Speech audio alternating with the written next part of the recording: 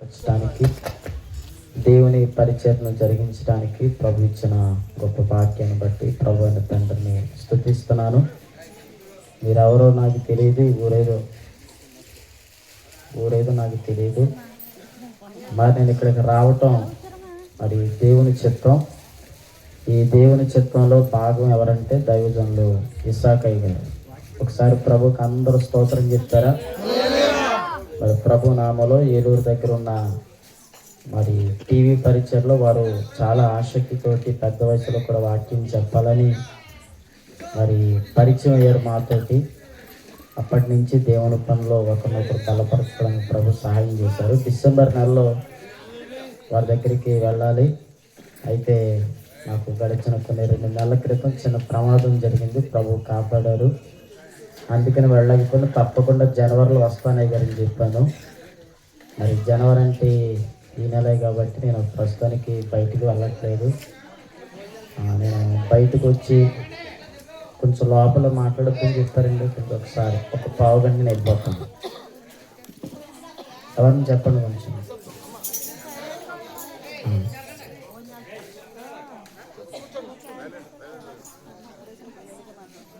దేవునికి స్తోత్రం. హల్లెలూయా. కోపం గట్టిగా చెప్పండి. హల్లెలూయా. ఎందుకు కోపం వస్తుంది? స్లోగా మాట్లాడమని. మరి అయ్యగారికి మాట ఇచ్చాం. అయ్యగారు 2 రోజుల క్రితం ఫోన్ చేసి చెప్పారు, ఇలాగ మనకు పోవటం ఉంది అయ్యగారు రావాలని. మరి ఇప్పటి వరకు నేను ప్రమాదం జరిగి నుంచి బయటికి రాలేదు.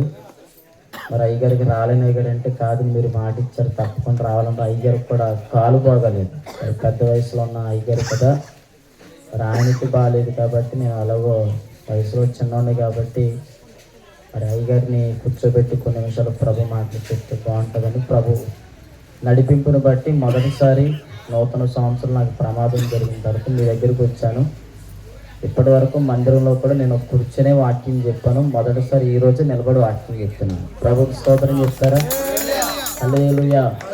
దేవుడు నన్ను నిలబెట్టుకున్నందుకు ప్రభును స్తుతిస్తున్నాను. మరొకసారి కూడికను ఏర్పాటు చేసుకున్న సహోదరికి, వెంకటరాజు గారి కుటుంబానికి, బంధువులకు, స్నేహితులకు, ఆత్మీయులకు, దైవజనులకు, ఇక్కడ ఉన్న మరి పెద్దవారందరికీ ప్రభు పేరిట వందనాలు. మీ అందరికీ వందనాలు.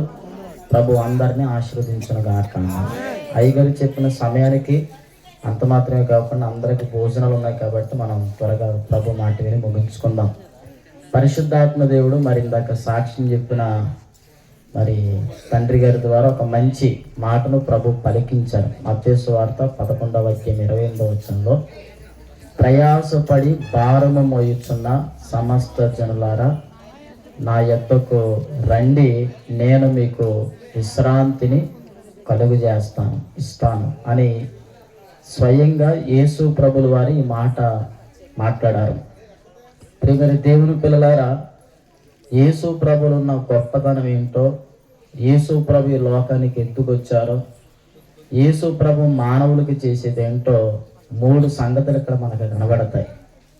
మొదటిది ఏంటంటే, యేసు ప్రభులు ఉన్న గొప్పతనం ఏంటంటే ఆయన 2025 సంవత్సరాల క్రితం ఈ భూలోకానికి వచ్చి, ఈ 2025 సంవత్సరాల క్రితం భూలోకానికి వచ్చిన ఆయన 33.5 సంవత్సరాలు బ్రతికారు. ఆయన ఆ 33.5 సంవత్సరాలు 30 సంవత్సరాల అమ్మా నాన్నల దగ్గర ఉంటే 3.5 సంవత్సరాలు అంటే 3 సంవత్సరాల దగ్గర కొన్ని నెలలు మాత్రమే ప్రజల మధ్య యేసు ప్రభుల వారు సంచరించి తిరిగి అనేక మంది రోగులను బాగు చేశారు. కుష్టి వ్యాధిగ్రస్తుల్ని, కళ్ళు లేనోళ్ళని, చెవులు బాగోలేని, దయ్యపు శక్తులు, చీకటి శక్తులు, దురాత్మ శక్తులతో పీడింపబడుతున్న వారిని బాగు చేసి, చనిపోయిన వారిని కూడా 2-3 చోట్ల యేసు ప్రభు తిరిగి లేపి ఆయన దేవుడని తను కనపరుచుకున్నాడు. స్తోత్రం చెప్తారు గట్టిగా. అయితే యేసు ప్రభు ఇలాగా భౌతిక పరంగా ఒక మనిషిని స్వస్థపరచడమే కాకుండా ఆయన ఎక్కడుంటే అక్కడికి జనులు చాలా మంది మీకులాగా ఆసక్తితో వస్తూ ఉండంటే యేసు ప్రభుల వారు చాలా శ్రేష్టమైన ఉపదేశాలు ఇచ్చారు.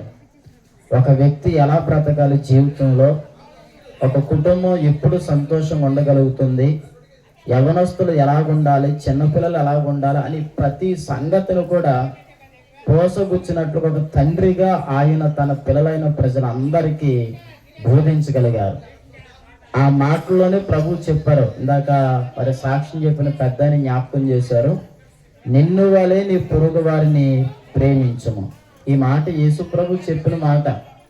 భూలోకంలో చాలా మంది నీ కళ్ళు పీకైతే నువ్వు కూడా కళ్ళు పీకే, నీ కాళ్ళు ఎరగొట్టయితే నువ్వు వాడు 2 కాళ్ళు ఎరగొట్టి అని చెప్తున్నారు. కానీ యేసు ప్రభుల వారు ఒక్కరే, ఇదిగో నిన్ను నువ్వు ఎలాగ ప్రేమించుకుంటున్నావో ఎదుటి వ్యక్తిని కూడా అలాగ ప్రేమించమని బలమైన స్టేట్మెంట్ ఇచ్చింది. అందును బట్టి ప్రభుకు స్తోత్రం చెప్తారా? హల్లెలూయా. దేవుని ప్రజలారా, దేవుని పిల్లలకి మనుషులంటే ప్రేమ అనేది ఎందుకో తెలుసా? యేసు ప్రభు వారు చెప్పారు కాబట్టి స్తోత్రం. ఎంతమందిని తల్లి గారు పిలిచి భోజనం పెట్టవలసిన అవసరం ఏముంది? మీ అందరిని పిలిచి నీ 1000 రూపాయలు ఖర్చు పెట్టవలసిన అవసరం ఏముంది? మీ అందరిని పిలుచుకుని సేవకుని పిలుచుకుని నీ డబ్బులు ఆవిడ ఖర్చు పెట్టవలసిన అవసరం ఏముందంటే ఇదే కారణం. ఏంటో తెలుసా? నేను సంతోషంగా ఉండటం కాదు, అందరూ సంతోషంగా ఉండాలి. నా ఇంటిలో యేసు ప్రభు గొప్ప మేలు చేశారు, నేను ఆనందంగా తింటాం కాదు, నాకున్న దాంట్లో కొంతైనా కొంతమందికి పెట్టాలి. నా యొక్క ఆనందానికి కారణమైన దైవ సేవకులను పిలిపించుకుని నా ఇంటికాడ భోజనం పెట్టి వారిని సంతోషంగా ఇంకా పంపాలి. ఇది యేసు ప్రభు నేర్పించిన స్తోత్రం. ఈ భూలోక ప్రపంచంలో క్రైస్తవ బిడ్డలు మాత్రమే మీరు బాగా గమనించండి.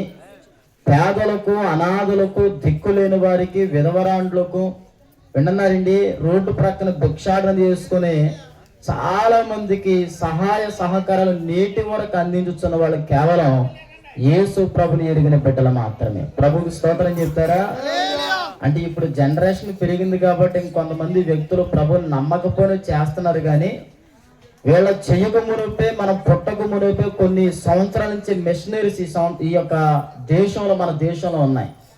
వాళ్ళు ఎన్నో ఉచితమైన విద్యా సంస్థలు ఏర్పాటు చేసి, ఎన్నో ఉచితమైన హాస్పిటల్ ఏర్పాటు చేసి, రూపాయి తీసుకోకుండా పెద్ద పెద్ద చదువులు చదివించి, ఇదంతా పేదలైన వారికి విద్య సహాయం, ధన సహాయం, కుట్టు మిషన్లు ఇప్పించి, ఉద్యోగాలు ఇప్పించి జరిగించడానికి కారణం ఏంటంటే వాళ్ళ దగ్గర డబ్బులుండి కాదు. యేసు ప్రభు వారు చెప్పారు, నిన్ను వారిని పొరుగు వారిని ప్రేమించాలి. నా దేవుని ప్రజలారు, నేను పొద్దున్న ఒక దైవజనుతో మాట్లాడుతా అంటే ఆయన చాలా చిన్న సంఘం, చాలా తక్కువ మంది వస్తారు. ఆయన మందిరం కట్టుకున్నారు. ఆయన పొద్దున్న మాట్లాడుతున్నప్పుడు నిన్న మా అమ్మాయిది బర్త్డే అని చెప్పారు ఆయన. మరి బర్త్డే కదండి, ఏం చేశారు మీ అమ్మాయి కోసం అంటే, ఏం చేయలేదు, ఇంట్లో కేక్ కట్ చేసాం, బయట ఒక 30 మందికి రోడ్డు ప్రక్కన అన్నం కోసం ఎదురు చూసే వాళ్ళందరికీ భోజనం వండి ఇంటి దగ్గర ప్యాకింగ్ చేసి వాళ్ళందరికీ మా అమ్మాయి చేత అన్నం పెట్టించారని చెప్పారు ఆయన. స్తోత్రం చెప్తారా? మరి ఎవరు నేర్పించారు ఈ పాఠం? వాళ్ళ అమ్మగారు నేర్పించలా, వారి నాన్న నేర్పించలా, తండ్రి అని దేవుడు నేర్పించాడు, నిన్ను వాళ్ళని పొరుగు వారిని ప్రేమించమని. కాబట్టి యేసు ప్రభు ఇలాంటి ఉపదేశాల చేత ఎంతో మంది జీవితాలు కట్టుకుంటా 3.5 సంవత్సరాలు కుటుంబాలు కట్టుకుంటూ, భార్యాభర్తల మధ్య గొడవలు, పిల్లలకి తల్లిదండ్రులకు సఖ్యత లేని పరిస్థితులు, యవనస్తులు భయంకరమైన వ్యసనాలకు బానిసలైన పరిస్థితుల్లో దేవాతి దేవుడు వారికి అందించవలసిన మాటలు అందించి వారి హృదయాల్లో మార్పును కలుగు చేస్తూ, అదే ఆ టైంలో ఈ మాట పలికారు. ఏ మాట అంటే, ప్రయాసపడి భారము మోయిచున్న సమస్త జనులారా నా యొద్దకు రండి. యేసు ప్రభులు వారు ఎవరిని రమ్మన్నారో తెలిసి, ఎందుకు ఆయనలో ఉన్న గొప్పతనం అనే మాట మీకు జ్ఞాపకం చేశానంటే, యేసు ప్రభులు వారు డబ్బులు ఉన్న వాళ్ళందరూ నా దగ్గరికి రండి అంటలేదండి. నా కులస్తులందరూ మాత్రమే నా దగ్గరికి రండి అనట్లేదండి. యేసు ప్రభులు వారు పెద్ద పెద్ద అధికారులు అందరూ నా దగ్గరికి రండి అనట్లేదండి. యేసు ప్రభులు వారు ఇదిగో కారులు ఉన్న వాళ్ళు అందరూ నా దగ్గరికి రండి అంటలేదండి. ఎవరు భారము కలిగి బ్రతుకుతున్నారో, కష్టాలలో, శ్రమలలో, ఇరుకులలో, ఇబ్బందులలో, చెప్పుకోలేని సమస్యలలో, అప్పుల ఆవేదనలతో, చెప్పుకోలేని కలవరాలతో, కన్నీటితో ఎన్ని కుటుంబాలు కన్నీరు కార్చి బాధపడుతూ, కుటుంబాలు తెలియని చీకటి అంధకార దురాత్మ శక్తుల ప్రభావంతో ఇదిగో మానసికమైన క్షోభను భరిస్తూ, పిల్లలు లేక, అప్పులు తీర్చబడలేక, వివాహాలు జరగక, ఇదిగో తల్లిదండ్రులు సరిగ్గా చూడక, భర్త త్రాగుబోతుగుండి ఏ కుటుంబాల్లో భయంకరమైన కష్టం కనబడుతుందో అలాంటి వాళ్ళందరికీ ప్రభువిస్తున్న ఒక ఉన్నతమైన వార్త ఏంటంటే, మీరందరూ నా దగ్గరికి రండి. గట్టిగా చప్పలు కొడతారు ఒకసారి. యేసయ్యకు మాత్రమే స్తుతి కలుగును గాక. ఎందుకు ఆయనలో ఉన్న గొప్పతనం అంటే, నా దేవుని ప్రజలారా, మనమే ఒకసారి మనసు పెట్టి ఆలోచన చేస్తే మనం ఒక వ్యక్తిని పిలిచాం అనుకోండి, ఏ వ్యక్తిని పిలుస్తాం? మనం మన రేంజ్కి సరిపడా వ్యక్తిని పిలుస్తాం. ఇంకొంతమంది అయితే మీరంటే ప్రభుని ఎరుగారు కాబట్టి అందరిని పిలవచ్చు. ఎరుగున వారైతే కొంతమంది, అందరూ కాకపోయినా వాళ్ళ కులం వారిని ప్రేమిస్తారు, వారు మొత్తం వారిని ప్రేమిస్తారు, వారి జనులను ప్రేమిస్తారు. కానీ యేసు ప్రభు ఎవరిని ప్రేమిస్తున్నారో తెలుసా? కష్టాల్లో ఉన్న ప్రజలారా నా దగ్గరికి రండి, శ్రమలో ఉన్న ప్రజలారా నా దగ్గరికి రండి, బాధల్లో ఉన్న ప్రజలారా నా దగ్గరికి రండి, ఆవేదనలో ఉన్న ప్రజలారా నా దగ్గరికి రండి. నువ్వు ఎన్ని సంవత్సరాల నుంచి, ఎన్ని నెలల నుంచి, ఎన్ని వారాల నుంచి ఎలాంటి సమస్యతో, బాధతో, కష్టముతో, కన్నీరు కారుచున్నా నా దగ్గరికి రాగలిగితే నీ బ్రతుకులు అద్భుతాలు చూస్తానని ప్రభు సెలవిచ్చి ఉన్నారు. స్తోత్రం చెప్తారా? ఆ యేసయ్య భారము కలిగిన సమస్త జనులారా నా యొద్దకు రండి అని చెప్పిన దేవుడు అంటున్నాడు, వస్తే ఏం కలుగుతుంది అంటే నేను మీకు విశ్రాంతిని కలుగు చేస్తాను. అంటే ఒక మాటలో మీకు అర్థమయ్యే భాషలో నేను మీకు విడుదలను కలుగు చేస్తాను. ఏ భారాన్ని బట్టి, ఏ కష్టాన్ని బట్టి, ఏ శ్రమను బట్టి, ఏ అలజడిని బట్టి, ఏ కృంగుదలను బట్టి మీరు నా దగ్గరకు వచ్చారో మీ సమస్యలన్నీ తీర్చి నేను మీ జీవితాల్లో గొప్ప విడుదలను ఇచ్చే దేవుడు నన్ను ప్రభు చెప్తా ఉన్నారు. దేవునికి స్తోత్రం చెల్లించుకుందాం. హల్లెలూయా. ఈరోజు మానవుడు తన జీవితంలో ఎన్నో సమస్యల నుంచి విడిపించబడాలని ఎన్నో ప్రయత్నాలు చేస్తున్నారు. డబ్బులు ఖర్చు పెట్టేవాళ్ళు డబ్బులు ఖర్చు పెడుతున్నారు. అమ్మా సోదరులారా, డబ్బులు ఖర్చు పెట్టేవాళ్ళు డబ్బులు ఖర్చు పెడుతున్నారు. ఎవరెవరినో దేనిదేనో ఏ ఒక్క మాట చెప్తే ఆ మాటను నమ్ముకొని పిచ్చాపాటి రకరకాల కార్యక్రమాలు చేసేవాళ్ళు చాలా మంది ఉన్నారు. కానీ వాళ్ళ జీవితంలో విడుదల కలుగుతుందా? విమోచన కలుగుతుందా? వాళ్ళు బాగుపడుతున్నారా? మేలును చూడగలుగుతున్నారా? ఆశీర్వాదాలు చూడగలుగుతున్నారంటే ప్రశ్నే. కానీ యేసు ప్రభువు అక్కడే చాలా క్లియర్ గా డిసైడ్ చేసి చెప్తున్నారు, ఎవరైతే నా దగ్గరకు భారముతోటి కష్టములతో వస్తారో వాళ్ళందరికీ తప్పకుండా విడుదల ఇవ్వబోతున్నాను. స్తోత్ర. అంత గ్యారంటీగా చెప్పి వాళ్ళు ఎవరు ఉంటారు ఈ లోకంలో? ఉన్నారు కదా. చూడండి, కొన్నిసార్లు హాస్పిటల్లో జాయిన్ చేసిన తర్వాత ఎవరికన్నా బాగోకపోతే ఆపరేషన్ చేయాల్సి వస్తే ఆ ఆపరేషన్ చేయించడానికి అమెరికా నుంచి డాక్టర్ వస్తున్నాడు అని చెప్తారు కొన్నిసార్లు మనం కదా. అమెరికా నుంచి డాక్టర్ వస్తున్నాడంటే మన ఫీలింగ్ ఏంటంటే అబ్బా అమెరికా నుంచి బాగా వచ్చే డాక్టర్ పెద్ద డాక్టర్ అంటే కదా, ఇంజక్షన్ బాగా చేస్తాడు, ఆపరేషన్ బాగా చేస్తాడు, మనకు నొప్పి అన్న తగ్గిపోతుంది అనుకుంటారు. అమెరికా నుంచి వచ్చి ఆపరేషన్ చేసే డాక్టర్ కూడా అమ్మో ఇదిగో ఆపరేషన్ చేసే ముందు 40 సంతకాలు పెట్టించుకుంటాడు. ఎన్ని సంతకాలు? ఎందుకని? ఆపరేషన్ చేస్తున్నాం, ఏం జరుగుతుందో మనకు తెలియదు, మా ప్రయత్నం మేము చేస్తున్నామో కానీ అవతల దేవుడే కాపాడాలి మీ అమ్మాయిని, మీ అబ్బాయిని, మీ కూతుర్ని, మీ కొడుకుని, మీ భర్తనే. అంటే అమెరికా నుంచి వచ్చిన, ఇంగ్లాండ్ నుంచి వచ్చిన, ఆఫ్ఘనిస్తాన్ నుంచి వచ్చినా కానీ ఇదిగో పెద్ద పెద్ద చదువులు చదువుకున్న డాక్టర్ కూడా తాను చేసే ఆపరేషన్ మీద సంపూర్ణమైన నమ్మకం లేదు, అందుకే గ్యారంటీ ఇవ్వలేకపోతున్నారు.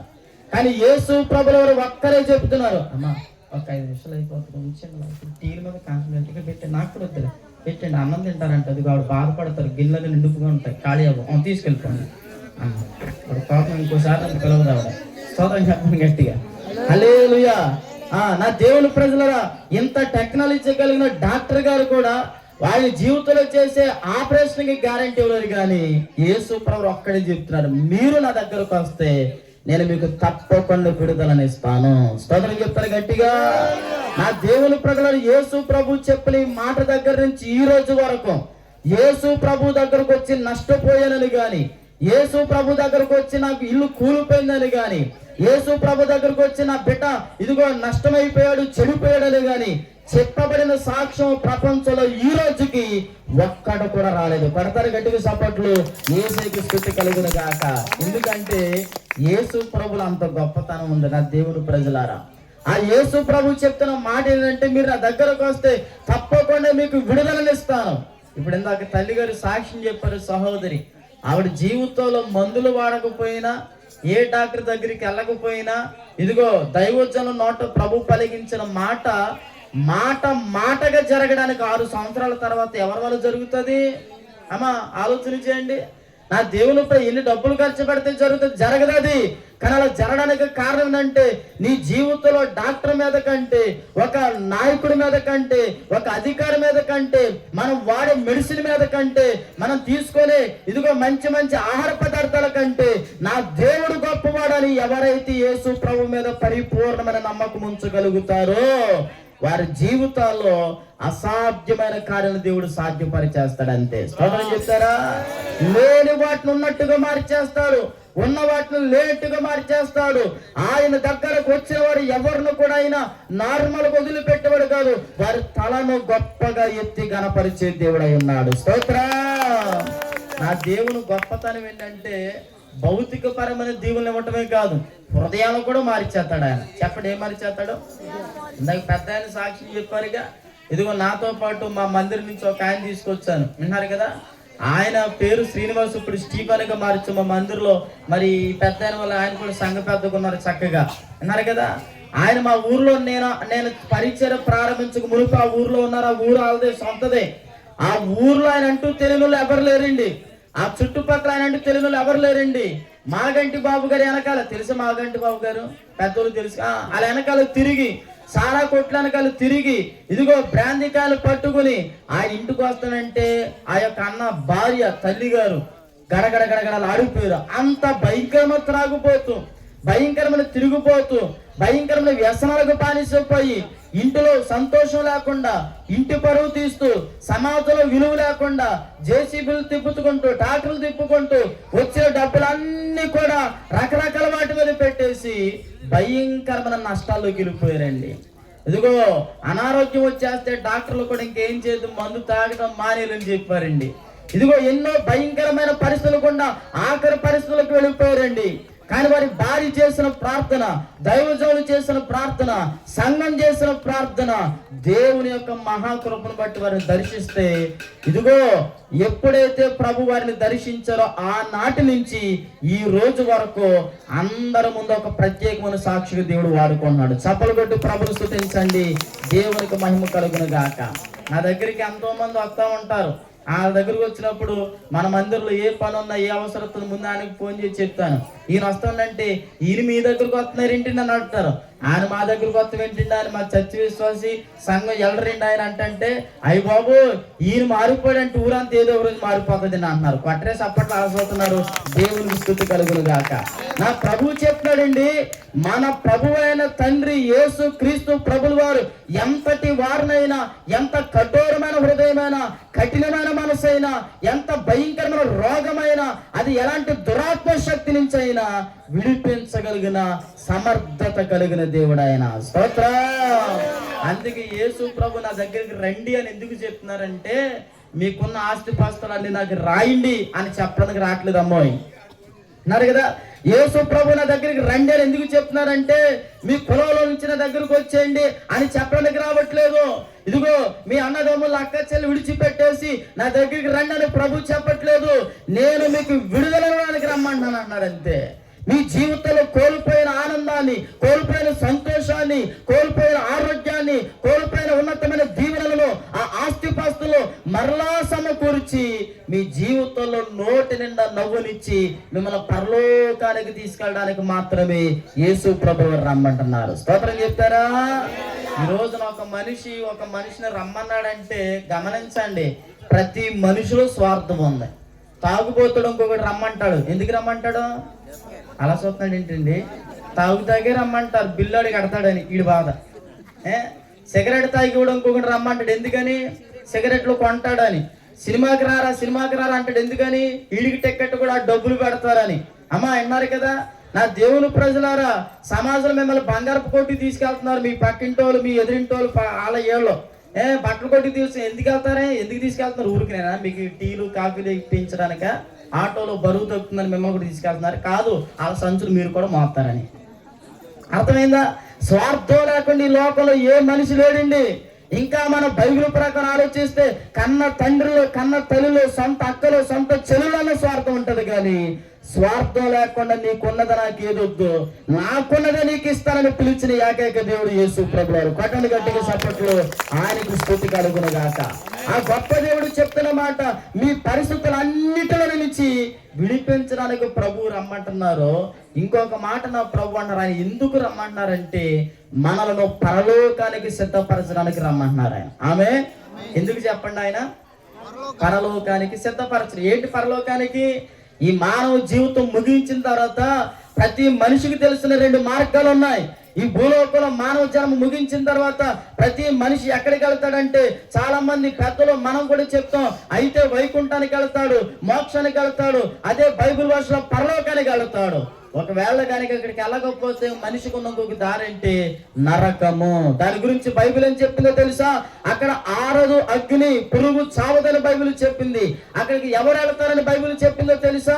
అక్కడికి ఎవరైతే వారి జీవితాలు పాపములతోటి, శాపములతోటి, కీడులతోటి ఇదిగో ఈ లోకాన్ని విడిచి చనిపోయారు, ఒంటి నిండా వారి మనసు నిండా పాపను పెట్టుకుని చనిపోయారు, వారు తప్పకుండా ఈ లోకాన్ని విడిచిన తర్వాత ఆరని అగ్నిగుండంలోకి వెళతారని బైబిల్ చెప్పింది. మరి పరలోకానికి ఎవరు వెళతారా అని అడిగితే గనక, ఎవరైతే పాపము లేకుండా చనిపోతారో, పరిశుద్ధుల గుండి చనిపోతారో, నీతిగా బ్రతికి చనిపోతారో, అక్రమము లేని వరకు చనిపోతారు, అన్యాయము చేయని వరకు చనిపోతారు, వారి లోకములు తప్పకుండా మరణించిన తర్వాత పరలోకము అనగా దేవుడు నివసించే స్థలంలోకి వెళతారని బైబిల్ చెప్పింది. యేసు ప్రభువు ఎందుకు రమ్మన్నారంటే, నరకంలోకి మనుషులు వెళ్లకుండా పరలోకానికి మనుషులు తీసుకెళ్లాలని యేసు ప్రభు రమ్మంటున్నారు. స్తోత్రం చెప్తారా? అందుకే యేసు ప్రభు అన్నారు తెలుసా? నేనే మార్గము, నేనే సత్యము, నేనే జీవము.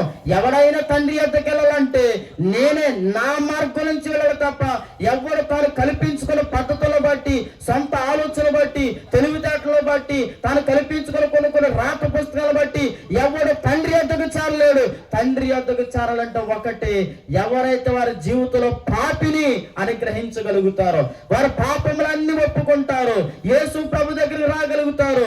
2025 సంవత్సరాల క్రితం యేసు ప్రభు నా కొరకు వచ్చారు, నా పాపములు క్షమింపబడాలంటే రక్తము చిందించబడాలి కదా.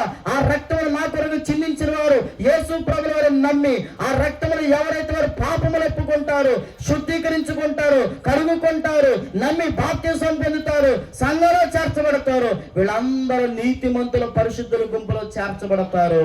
ఈ లోకాన్ని విడిచిన తర్వాత తప్పకుండా పరలోకం వెళతారు. స్తోత్రం చెప్తారా? మానవులందరికి ఒక సూత్రం ఉంది, మీకు తెలిసే ఉంటది, విన్నారు కదా. ప్రతి మనిషి తన పాపం నుంచి విడుదల పొందాలంటే పవిత్రమైన రక్తములు తన పాపములు కడుక్కోవాలి కదా. అందరికి తెలిసిన మాట ఇది. ఏదో వారి పవిత్రమైన రక్తం నీ కోసం రక్తం ఖర్చి ప్రాణం పెట్టి నీ పాపములు కడుక్కొని చెప్పిన వాళ్ళు ఎవరున్నారు? మన బంధువులు, మన స్నేహితులు, మన రక్త సంబంధులు, మన ఇరుగు పొరుగువారు, మన పితరులు, మన తల్లిదండ్రులు, ఆ వెనకాల ఉన్నవారు అందరిని కూడా మన జ్ఞాపకాలు తెచ్చుకున్న మన కోసం ప్రాణం పెట్టిన వాళ్ళు ఒక్కరు కూడా లేరండి. అందుకే బైబిల్ చెప్పింది. ఇంకొంతమంది ఏం చేస్తారంటే, మానవుడు పాపమును బట్టి ఇదిగో చనిపోతే నరకానికి వెళ్ళిపోతాడు కాబట్టి రక్తములు కడగబడాలి కదా అని చెప్పి కొంతమంది మేకలు బలి చేస్తున్నారు, గొర్రెలు బలి చేస్తున్నారు, కోడలు బలి చేస్తున్నారు. వాళ్ళ గురించి బైబిల్ ఏం చెప్పింది తెలుసా? మేకల రక్తం, గొర్రెల రక్తం, గొడ్డల రక్తం మానవుని తన పాపం నుంచి విడిపించలేదు. పరిశుద్ధమైన రక్తం ఉంటే మానవుని తన పాపం నుంచి విడిపిస్తుంది. మరి ఎవరిది లోకంలో పరిశుద్ధమైన రక్తం? ఏ మనుషుల్లో కూడా పాపం లేకుండా లేరు. అందరూ పాపము చేసి దేవుడు అనుగ్రహించి మహిమలు కోల్పోతున్నారు. ప్రతి చిన్న బిడ్డ మొదలుకొని పెద్దల వరకు అందరి జీవితంలో ఏదో ఒక పాపం ఉంది. ఇప్పుడు ఇలాగంటే మీలో కొంతమంది కోపం రావచ్చు, నేనేం పాపం చేసి మీకు తెలిసే ఎక్కడి నుంచి వచ్చి ఇలా మాట్లాడుతున్నారంటే అని వచ్చేమో. నా మాటకి ఇది బైబిల్ మాట. పాపం లేని వాళ్ళు అంటే, పాపం అంటే దొంగతనం చేసి, వ్యభిచారం చేసి, బ్యాంకుల కనమే ఎక్కర్లా, పక్కన తిడతాం కూడా పాపమని బైబిల్ చెప్పింది. బూతులు మాట్లాడటం కూడా పాపమని బైబిల్ చెప్పింది. మందు తాగటం కూడా పాపమని బైబిల్ చెప్పింది. భార్యను కొడటం కూడా పాపమని బైబిల్ చెప్పింది. భర్తను తిడటం కూడా పాపమని చెప్పింది. అలా చూస్తున్నారు స్త్రీలు? అర్థమైంది కదా. భర్తను తిడతాం కూడా పాపం అని బైబిల్ చెప్పిందండి. కాబట్టి ఈ కోణాల్లో ఒక్క పాపం లేని వాళ్ళు ఎవరున్నారు చెప్పండి? మీ పక్కన వాళ్ళని చూడొద్దు, గబుక్కున్నారు, కొట్టేస్తారు మిమ్మల్ని. అర్థమవుతున్నారు? ఎవరున్నారు? మిమ్మల్ని మీరు ఆలోచన చేసుకోండి. ఎవరు లేరండి. అందుకనే మానవుడు తన జీవితంలో పాపం నుంచి విడుదల పొందలేడు కాబట్టి, ఈ మానవుడు పాపం విడుదల పొందాలంటే పరిశుద్ధమైన రక్తం కార్చేవారు కావాలి. నీ కోసం నువ్వు బాగుపడతావు అంటే రక్తం కార్చేవాడు ఎవరున్నారు? అర్థమవుతుంది కదా. రాత్రికి రాత్రే ఎంత ఇటుక ఎంత ఉంటుంది అండి? ఇంత 2 అంగుళాలు 2 అడుగులు ఉంటుంది ఇటుక, అంతేనన్నా. దాన్ని ఇలా తిప్పేస్తున్నారు, దాంట్లో కప్పేటైతే సరిపోతారలో సరిపోరు, కానీ సరిహద్దులు మార్చేస్తున్నారండి. స్వార్థపూరితమైన లోకం. కానీ పరలోకాలతో నీ కోసం ప్రాణం ఎవరు పెడతారు? రక్తం ఎవరు కారుతారు? ఏమన్నా 1 లీటరు మరి నాకు బ్లడ్ కావాలని అడిగితే, అయ్యి బాబా మొన్నే నాకు షుగర్ వచ్చేసిందంటే ఇప్పుడు ఇవ్వలేని అంటున్నారు కొంతమంది కదా. మరి అలాంటిది ఇదిగో నీ కొరకు నా కొరకు ఏ స్వార్థం లేకుండా పరలోకాన్ని విడిచిపెట్టు భూలోకానికి మానవుడికి వచ్చి మనందరి పాపం నుంచి విడుదల పొందాలని మన కోసము ఆయన ఆఖరి రక్తబొట్టు వరకు మనందరి జీవితాలు విడుదలవడానికి మన కోసం సజీవ యాగంగా అప్పగించుకున్నారు ఆయన. స్తోత్రం చెప్తారా? ఆ యేసు దగ్గరకు వస్తే భౌతిక పరమైన విడుదల కలుగుతుంది, మనసులో మార్చబడితే విడుదల కలుగుతుంది. మూడవది పాపము నుంచి విడుదల కలిగి పరలోకానికి మన ప్రయాణం ప్రారంభమవుతుంది. స్తోత్రం చెప్పండి గట్టిగా. ఈ లోకంలో చాలా మంది బొమ్మలు, ఈ హడావుడి, ఈ గందరగోళం అంతా చూసేసి చాలా మంది ఇదే జీవితం, ఇందాక నాన్నగారు చెప్పారు, ఇదే జీవితం, ఉన్నదంతా తినేద్దాం, బాగా మనకు ఉన్నది కదా అనుభవిద్దాం, తర్వాత రాజావుడు రెడ్డాడు చూసుకుందాం అన్నట్టుగా చాలా మంది వెళ్ళిపోతున్నారు, అనుకుని వెళ్ళిపోతున్నారు నిజంగానే. కానీ ఒక మాట బైబిల్ చెప్తుంది, ఈ లోకమంతా కూడా ఒక మాయా. చెప్పండి, ఈ లోకం అంతా ఏంటి చెప్పండి? బైబిల్ చెప్తుంది. అందుకని ఆకాశము గతించును, భూమి గతించును, కానీ నా మాటలు గతించును ప్రభు చెప్పారు. అంటే ఏదో ఒక రోజున ఈ ఆకాశం పడిపోయే రోజు, ఆకాశంలో సూర్య నక్షత్రాలు కూలిపోయే రోజు, ఈ చెట్లన్నీ నాశనం అయిపోయే రోజు, భూములను సమస్త జీవరాశులన్నీ పడిపోయి చనిపోయే రోజు ఒక రోజు రాబోతుంది. బైబిల్ చెప్పింది ఆ మాట. అందుకని ఇప్పుడు వార్తలు మనం ఆన్ చేస్తుంటే భూమి దగ్గరకు వచ్చేస్తుంది, సూర్యుడు దగ్గరకు వచ్చేస్తున్నాడు, నక్షత్రం జారిపోయింది, కొండలు కదిలిపోతున్నాయి, పర్వతాలు కదిలిపోతున్నాయి, ఇవన్నీ ఇప్పుడు మన వాళ్ళు చెప్తున్నారు. కానీ బైబిల్లో కొన్ని వేల సంవత్సరాల క్రితం పరిశుద్ధాత్మ దేవుడు ఈ కాలము అంతమైపోతుందని రాయించారండి. స్తోత్రం చెప్తారు గట్టిగా, హల్లెలూయా. ఇలాగే ఒక ఆయన చనిపోయాడంట. చనిపోయిన తర్వాత ఈ లోకాన్ని విడిచిన తర్వాత ఆయన పెద్ద పైకి వెళ్ళాడు. పైకి వెళ్ళిన తర్వాత మధ్యాకాశంలోకి వెళ్ళాడు. మధ్యాకాశం నుంచి దేవాతి దేవుడు దేవదూతకి చెప్పాడంట ఆయన పైకి తీసుకెళ్ళిందని. చెప్పిన తర్వాత అందరికంటే వేరుగా ఇతను ఒక ఆఫర్ ఇచ్చారంట. ఏం ఆఫర్ అంటే, దేవదూతలు చెప్తుంది, అయ్యా ఎందుకో దేవునికి నీ మీద ఎక్కువ ప్రేమ ఉంది కాబట్టి నిన్ను దేవుడు ఒక మాట నీకు ఉచితంగా సెలవిచ్చారు. ఏంటయ్యా అంటే, ఏం లేదు, నిన్ను ఒక చోట తీసుకెళ్తాను, నువ్వు కోరుకో, ఇంకో చోట తీసుకెళ్తాను, ఏది కావుతుందో కోరుకున్నారంట. ఒక చోట తీసుకెళ్లారంట. అక్కడ తీసుకెళ్తే అదేమో పరలోకం. ఆ పరలోకం అంటే దేవుడు ఉండే లోకం. ఇలాగ మీకులాగా అందరూ కూర్చుని హల్లెలూయా, స్తుతి, మహిమ, స్తోత్రం చెల్లింతుము, నేను ఎల్లప్పుడూ యెహోవాను సన్నుతించుదుము అని పాటలు పాడుతున్నారంటండి. పాటలు పాడుతుంటే చూసి అనుకున్నాడంట, భూలోకంలో ఒక బతికినంతకాలం మా పాస్టర్ ఇదే పాటలతో తినేశాడు, మళ్ళీ ఎక్కడ కూడా తీసుకొచ్చారు అనుకుంటున్నాడంట. అలా అనుకున్న స్తోత్రం చెప్పండి. అబ్బా అన్నారు కదా నా దేవుని ప్రజలారా. సరే ఆయన మనసులో కూడా పైకి చెప్పలేదు, ఇంకోటి ఏదో చూపిస్తానన్నారు కదా, చూపించాను అన్నాడు దేవదూతనే. ఆ దేవదూత అడి తీసుకెళ్ళిందంట. అడి తీసుకెళ్తాదేమో భయంకరమైన నరకం అన్నారు కదా. నరకమైన పోతుంది కానీ లోపల తొంగి చూస్తే, ఇదిగోండి ఇక్కడ తాగేటప్పుడు చాలా మంది పురుషులు ఎంతెంత ఉన్నాయంటే సిగరెట్లు, ఆడికి వెళ్ళిందో తొగ్గు సిగరెట్ ఎంత బాగుందంటండి. అది ఎట్టుకున్న నరకలో కొంతమంది ఇలా తాగుతున్నారంట. సూత్రాడు మనోడు విన్నారు కదా. ఇక్కడ ఉన్నప్పుడు ఎంతెంత సీసాలు ఉన్నాయంట, ఆడికి వెళ్ళిన తర్వాత పెద్ద పెద్ద సీసాలు చాలా గ్లాసు బోట్లో పెట్టేసి ఉచితంగా తాగమంటున్నారంట. అమ్మాయిలు అబ్బాయిలు చక్కగా పట్టుకుని డాన్స్ వేస్తున్నారంట. అనుకున్నాడంట, భూలోకం బతికినంత సాకు ఆ గుళ్ళో కూర్చుని స్తోత్రం చెప్పుకోవడం సరిపోయింది. ఇదిగో నేను టీవీలో సినిమాలో చిన్నప్పుడు చూసిన వాళ్ళు అందరూ ఇక్కడే ఉన్నారు. ఎవరాళ్ళు? ఆ సినిమాల్లో సీరియల్ నటించిన డాన్స్ బేబీ డాన్స్లన్నీ ఇక్కడే ఉన్నాయి. కాబట్టి మా పాస్టర్ గారికి తెలియదు కాబట్టి దీంట్లోకి వెళ్ళిపోతే బాగుంటుంది అనుకున్నాడంట. అనుకుంటే వెంటనే దేవదూత చెప్పాడంటే వెంటనే తిరిగి, మీరేం లేట్ చేయకండి, నాకు ఇదే నచ్చింది, ఎక్కడికి వెళ్ళిపోతున్నాడంట. అప్పుడు దేవదూత అందంటండి, బాగా ఆలోచించుకొని అయినా కరెక్ట్గా చెప్పు, మళ్ళీ వెళ్ళిన తర్వాత అటు వెళ్ళిన తర్వాత ఇటు వెళ్ళిన తర్వాత నువ్వు వెనక్కి రావాలంటే కుదరదు అంటే, మీరు నన్ను డిస్టర్బ్ చేయకండి, నా మైండ్ కన్విన్స్ చేయకండి, ఎక్కడికి వెళ్ళిపోతున్నాడంట. సరైన దేవదూత అలాగెత్తి ఆత్మని అలాగ పడేసేటప్పటికి పడతామే పెద్ద గంగాళం ఉందంట, మరుగుతుందంట నూనె, దాంట్లో డబేలు పడ్డాడంట. అయ్యో బాబాయ్ కేకలేస్తున్నాడంట. అప్పుడు అక్కడ పెద్ద పెద్ద ఏంటి ఇప్పుడు పలవలు ఉండారు కదా, కురిపై ఏదో పెడతారు తిప్పుతారు, ఏంటమ్మది కురిపేనా, అలాంటి పెద్ద పెద్ద ఉంటే మనలో తిప్పుతున్నాడంట. బైబిల్లో రాబడి ఉంది కదా, పళ్ళు కొరుకుతారు నరకంలో, అక్కడ ఆరోగ్య అగ్ని, పురుగు చావదనం ఉంది కదా. అంటే ఎంత వేదన పొందుతున్నా, ఎన్ని కేకలేస్తున్నా, ఎంత ఏడుపాపుతున్నా కానీ దెయ్యాలన్నీ కూడా అతను పట్టిని విపరీతంగా బాధ పెట్టేస్తాను. ఆగండి గట్టి కేకలేశాడు. ఒకసారి ఆపితే ఏంటి అర్జెంటుగా చెప్పండి అంటే, ఏం కాదు దేవదూత నన్ను మోసం చేసింది అంటున్నాడంట. దేవదూత నిన్నే మోసం చేసింది అంటే కాదు, నేను పైనుంచి చూసినప్పుడు ఇక నాకు సినిమా వాళ్ళు ఉన్నారు కనపడ్డారు, సీరియల్ వాళ్ళు కనపడ్డారు, ఇదిగో అమ్మాయిల అబ్బాయిలు డాన్స్ వేసుకుంటున్నారు, పెద్ద పెద్ద సిగరెట్లు కనపడ్డాయి, ఇదిగో అవన్నీ నాకు కనబడితే ఆ లోపల దాకా మరొక లోకంలో పడేసిందంటే అప్పుడు చెప్తుందంటే దెయ్యాలు, అదిగో ఆ కనపడి అన్ని కూడా ఇయ్యే పైన మేము చిన్న తెరట్ అడ్వర్టైజ్మెంట్ కోసం అవి చూసి మీలాంటి వాళ్ళందరూ ఇక్కడికి వచ్చారని చెప్పిందంట. స్తోత్రం చెప్పండి గట్టిగా. హల్లెలూయా. లోకం ఉన్నదంతా అడ్వర్టైజ్మెంటే. చెప్పండి, ఏంటి చెప్పండి, బాగా చెప్పండి అమ్మా. అడ్వర్టైజ్మెంటే అన్నారు కదా. ఇదిగో 1,00,000 రూపాయలు పెట్టి చీర కట్టుకుందని సినిమాలు మీకు అనిపిస్తుందేమో, అవన్నీ అద్దెకి తెచ్చుకున్నాయి. మీరేమో కంగారు పడిపోయి, ఏమండి నాకు చీర కొంటారా, ఆ చీర ఆయన తినేస్తున్నారు. ఆయన మేము కొనిపెట్టలేక 4 సీసాలు తాగొచ్చి కొట్టేస్తున్నాడు. స్తోత్రం చెప్పండి గట్టిగా వేసాక. హల్లెలూయా. ప్రభు చెప్తున్నాడు, లోకంలో ఉన్నది అంతా అడ్వర్టైజ్మెంటే. ఈ లోకాన్ని చూసి పడిపోతున్నాయేమో, జారిపోతున్నాయేమో. ఈ లోకంలో మనుషులందరూ మనతో కొంతకాలం ఉంటారండి. ఈ మనుషుల కోసం దేవుని వదిలిపెట్టేస్తున్నాయేమో. యేసు ప్రభు నాకు వద్దనుకుంటున్నాము, నా కులం కాదు, నా మతం కాదు, నా జాతి కాదు, నా వర్గం కాదు, నా దేవుడు కాదు, ఎవరో తీసుకొచ్చిన దేవుడు అన్నామో. నీకు ఎవరు చెప్పారు, నీకు ఎవరో చెప్తే నువ్వు చెప్తున్న ఈ మాటలు. నీకు దేవుడి మీద ఖచ్చితంగా కోరుకుంటే యేసు ప్రభు తప్పకుండా నీతో మాట్లాడతారు. సదరు చెప్తారా? హల్లెలూయా. యేసు ప్రభు మీద నీకు మనసు ఉంటే ఆయన మనసు తెరిచి మాట్లాడగలిగిన దేవుడు. ఈ లోకంలో ఎవ్వరు చెప్పిన మాటలు నమ్మకండి. నా దేవుని ప్రజలారా, మీ పిల్లలను స్కూల్లో జాయిన్ చేయాలా, ఎవరి మాటను నమ్మండి. కాలేజీలో జాయిన్ చేయాలా, ఎవరి మాటను నమ్మండి. ట్రాక్టర్ కొనుక్కోవాలా, ఎవరి మాటను నమ్మండి. పెద్దోళ్ళు సలహా తీసుకోండి. కానీ ఆత్మ విషయంగా వచ్చేటప్పటికి, భక్తి సంగతికి వచ్చేటప్పటికి ఎవరికి వారి సహృదయంతో విమర్శించుకోవాలి. నా ఆత్మ పరలోకం వెళ్ళాలంటే నీతిగా బ్రతకాలి, పరిశుద్ధంగా బ్రతకాలి, యథార్థంగా బ్రతకాలి. మరి నా ఆత్మను అలాగే నీతిగా, యథార్థంగా, పరిశుద్ధంగా మార్చేవాళ్ళు ఎవరు? నేను ఏ పుస్తకం పట్టుకుంటే ఆ పుస్తకంలో ఉన్నవన్నీ నీతి మాటలైతే నేను నీతిగా బ్రతుకుతాను, పరిశుద్ధమైన మాటలైతే పరిశుద్ధంగా బ్రతుకుతాను. ఏదో పుస్తకం అంటే భూలోకంలో ప్రపంచంలో ఉన్న పుస్తకాలు అన్ని తిరగండి.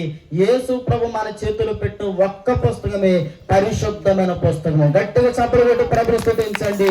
దేవునికి స్తుతి కలుగును గాక. ఈ పుస్తకం చదివి ఓడిపోయినోడు ప్రపంచంలో ఈ రోజుకి లేడండి. స్తోత్రం చెప్తారా?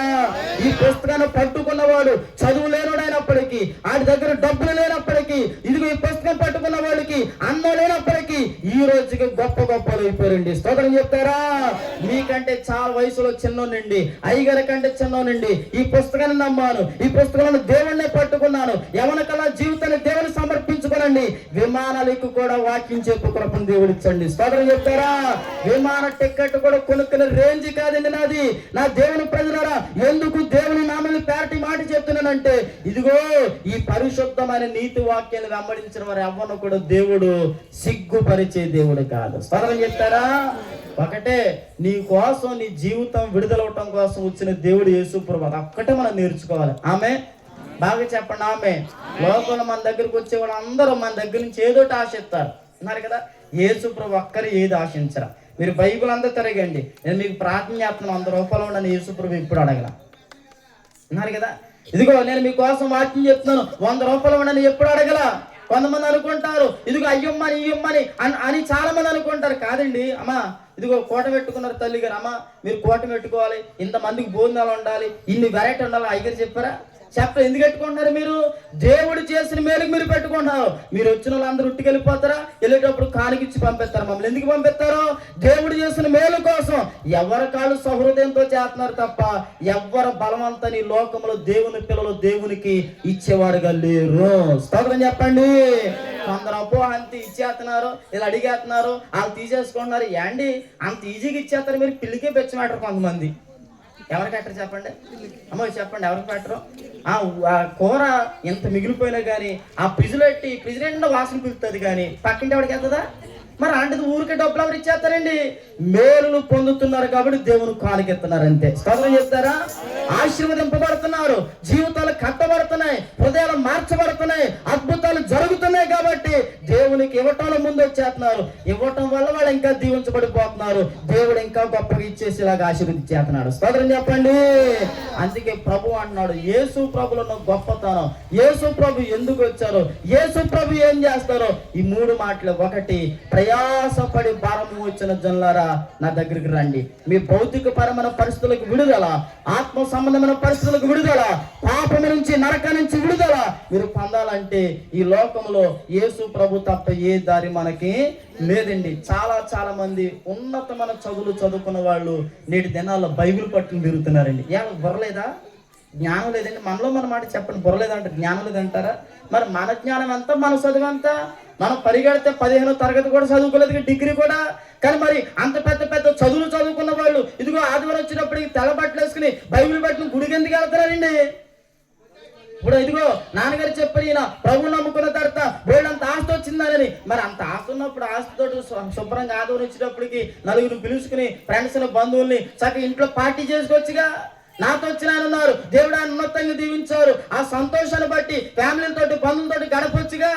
కారణం ఏంటంటే ఒకటే, నా ప్రభు నేర్పిస్తున్నాడు. యేసు ప్రభు దగ్గరకు వచ్చిన తర్వాత యేసు ప్రభు మన జీవితంలో చేసిన ఆశీర్వాదాలకి మనం కృతజ్ఞులుగా బ్రతుకుతామంతే. స్తోత్రం చెప్తారు గట్టిగా, హల్లెలూయా. ఎంత ఉన్నప్పటికీ, ఏది ఉన్నప్పటికీ, ఎన్ని ఉన్నప్పటికీ అన్ని లోకాన్ని విడిచి ఏదో ఒక రోజు మనం వెళ్ళిపోవలసిందే. అందుకే మనం పాడతాం కదా, ఎలాగొచ్చామో తిరిగి అలాగే ఖాళీ చేతులతో వెళ్ళిపోతాం. వెళ్ళేటప్పుడు కనీసం వెళ్ళేటప్పుడు కనీసం మనం వాడిన ఫోన్ కూడా పెట్టరండి. నరకదు. కొంతమంది చచ్చిపోయేటప్పుడు ఆ చచ్చిపోయిన తర్వాత మందు సీసాలు వేసేస్తారు. నరకదు. మీరు అందరూ వెళ్ళిపోయిన తర్వాత సీసాలు తీసి తాగేస్తున్నారు కొంతమంది. చూడండి ఎంత కగురుతో కొంతమందికి. లోకంలో మన కోసం ఏది ఎవరు ఉంచరు ఉచితంగా. చివరికి ఇదిగో మనకు కప్పెట్టిన 6 అడుగుల గొయ్యి కూడా మనకు పర్మనెంట్ కాదు. గోతులు సాకులు దాన్ని శవం మీద శవం కప్పెట్టేస్తున్నారు. అవునా కదా? మీ ఊర్లో జరుగుతుందా? అక్కడ జరిగిపోతుంది ఏలూరులో అలాగే. దానికి కూడా మనం డబ్బులు పెట్టి కొనుక్కోవాలి. ప్రభువు చెప్తున్నాడు, ఈ లోకంలో మనం ఒట్టిగానే వచ్చాం, ఒట్టిగానే వెళ్ళిపోతాం. కాబట్టి దయచేసి దేవుని పిల్లలారా, లోకాన్ని నమ్ముకొని, ఆకర్షణ నమ్ముకొని, లోకస్తుల మాటలు నమ్ముకొని, ఇదిగో నీ కొరకు నా కొరకు లోకానికి వచ్చిన రక్షకుడైన యేసు ప్రభువును దూరం చేసుకొనక మీ భారములన్నీ ఆయన మీద మోయండి. ఆయన మిమ్మల్ని విడిపిస్తాడు, రక్షిస్తాడు, కాపాడుతాడు. మీరున్న స్థితి నుంచి గొప్పగా ఎదుగునట్లుగా ఆశీర్వదిస్తాడు. అటువంటి దయ కలిగిన కృప మీ అందరిపై, మీ కుటుంబాలపై, ఈ కుడికి పెట్టిన సహోదరి కుటుంబంపై, ఈ గ్రామ ప్రజలందరిపై దేవుడు నిలుపును గాక. ఆమేన్. తలలు వంచండి, కళ్ళు మూసుకునండి. చిన్న ప్రార్థన చేస్తాను. పరిశుద్ధాత్మ దేవుడి రాత్రిపూట మనల్ని ప్రేమించి మన కొరకు అందించిన శ్రేష్టమైన విలువైన మాటలను ప్రభు మన హృదయాలు ఫలింపొచ్చినట్లు ఒక చిన్న ప్రార్థన చేస్తాను. చెప్పండి, ఒక మాట చెప్తారు నోరు తెరిచి, ప్రభువా నీవు నాకు కావాలి తండ్రి.